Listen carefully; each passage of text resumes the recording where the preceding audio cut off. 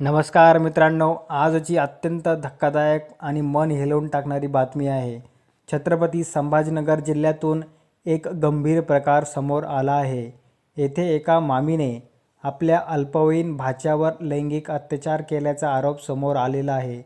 मिळालेल्या माहितीनुसार आईच्या निधनानंतर पीडित अल्पवयीन मुलगा मामीकडे राहत होता।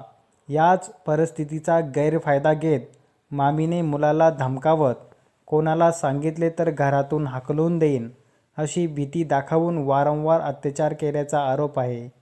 दरम्यान हा प्रकार उघडकीस आल्यानंतर पीडित मुलाने घडलेला प्रकार नातेवाईकांना सांगितला।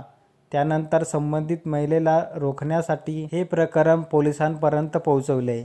या प्रकरणी चिकलठाणा पोलीस ठाण्यात गुन्हा दाखल करण्यात आलेला आहे। पोलिसांनी तपास पूर्ण करून न्यायालयात दोषारोपपत्र दाखल केले आहे।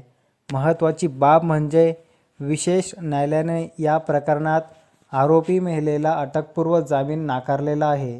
हा निर्णय समाजासाठी एक महत्त्वाचा संदेश देणारा मानला जात आहे। हा प्रकार पुन्हा एकदा दाखवून देतो की लैंगिक अत्याचार केवळ बाहेरील व्यक्तीकडूनच नव्हे तर कधीकधी नात्यांच्या आडून होऊ शकतो। पीडित मुलाला न्याय मिळावा आणि अशा घटना पुन्हा पुन्हा घडू नयेत यासाठी कठोर कारवाई होणे अत्यंत आवश्यक आहे। तुमचं मत काय आहे खाली कमेंटमध्ये नक्की कळवा आणि अशाच महत्त्वाच्या अपडेटसाठी आपल्या विजेता न्यूज या यूट्यूब चॅनलला जरूर सबस्क्राईब करा। धन्यवाद।